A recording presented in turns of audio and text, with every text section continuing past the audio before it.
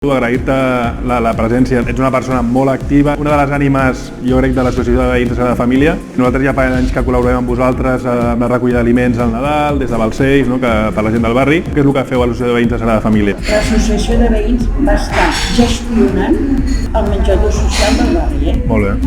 El vam tenir 4 anys. I és una de les experiències més grans que he tingut. Recollim aliments. Que nosaltres quan recollem aliments i poder dir que ho fem a l'Associació de Veïns, clar, evidentment, darrere es veu que hi ha una entitat sèria. El punt d'una fe. Lluitar perquè la plaça Gaudí fos la plaça Gaudí.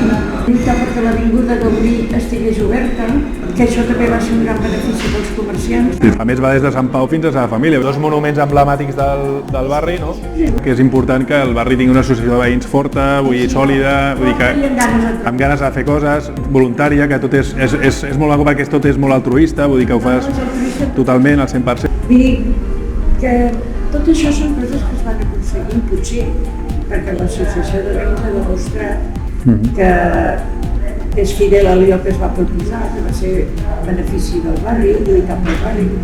És un munt de gent que, la veritat, que em dóna la impressió que funcionem. Quants anys fa que existeix aquesta associació de veïns?